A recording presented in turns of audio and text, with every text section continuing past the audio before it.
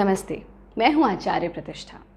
ऐसा कौन है जो भीड़ का हिस्सा बनकर के जीना चाहता है? ऐसा कौन है जो यूनिक नहीं होना चाहता? ऐसा कौन है जो ये नहीं चाहता कि हज़ारों की भीड़ में भी मैं अलग दिखूं? ऐसा कौन है जो ये नहीं चाहता कि मैं एक बहुत आकर्षक व्यक्तित्व का स्वामी बनूं? ऐसा कौन है जो ये नहीं चाहता कि वो एक बहुत बड़ी क्राउड का हिस्सा ना बन करके एक ऐसा व्यक्तित्व बने जो पूरी भीड़ से अलग दिखता हो, खूबसूरत हो, अट्रैक्टिव हो, इंटेलिजेंट हो? ये सब हमें एक बहुत ही सुगम और आसान से योगाभ्यास से प्राप्त हो सकता है, जिसका नाम है ध्रुवासन, जिसको कुछ विशेषज्ञ वृक्षासन भी कहते हैं और कुछ विशेषज्ञ इसको एकपाद आसन भी कहते हैं। ध्रुव वो जो आसमान में अनेकों तारों में भी अलग दिखता है। ध्रुव वो जो भीड़ में भी यूनिक दिखता है। बस यही क्वालिटीज़ हमारे अंदर जनरेट होती हैं अगर हम ध्रुवासन या एकपादासन या वृक्षासन का अभ्यास करें। ये वो अभ्यास है जो आपने कई बार बहुत सारे टेलीविज़न प्रोग्राम्स में, बहुत सारे किताबों में भी पढ़ा होगा कि हमारे ऋषि मुनि इस पॉस्चर में खड़े होकर के साधना करते थे। क्यों? क्योंकि ये आपके कंसंट्रेशन लेवल को बहुत हाई कर देता है। कितनी दफ़ा होता है कि हम नाम भूल जाते हैं, हम किसी से बात कर रहे हैं, बात करते करते हमें कुछ चीज़ आ रही है दिमाग में बट वो मुंह पर नहीं आ पा रही है, उसकी आइडेंटिटी हम भूल जाते हैं। कितनी बार हम पूरा का पूरा पन्ना पढ़ लेते हैं और रियलाइज़ होता है अरे क्या पढ़ा था मुझे याद ही नहीं। किसी का कोई डिस्कोर्स सुन रहे हैं, कोई सेशन अटेंड कर रहे हैं, सब सुन लिया और हमें रियलाइज़ हुआ अरे क्या सुना था, हमें कुछ याद नहीं है। यानी कहीं ना कहीं हम डिस्ट्रैक्टेड रहते हैं।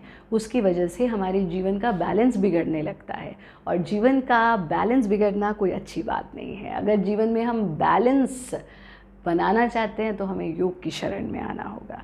नियमित रूप से ध्रुवासन या एकपादासन या वृक्षासन का अभ्यास आपकी कंसंट्रेशन लेवल को बेटर करता है, आपकी इम्यूनिटी को तो बेहतर करता ही करता है, आपके बैलेंस को बेहतर करता है, आपकी याददाश्त को बढ़ाता है, आपकी बौद्धिक क्षमताओं को बढ़ाता है। यानी अनेक लाभ हैं इसके। कैसे करना है ध्यान से समझिए।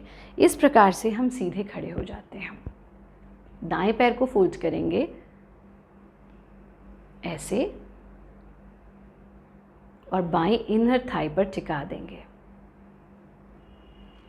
दोनों हाथों को ऊपर ले जाना और हाथों को आपस में मिला करके शरीर को अपवर्ड स्ट्रेच करना, बैलेंस को मेंटेन करना।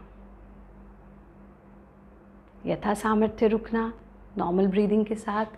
फिर हाथ को वापस ले आएंगे, पैर को वापस ले आएंगे। इसी प्रक्रिया को हम बाएं पैर से दोहराएंगे। यानी इस स्थिति में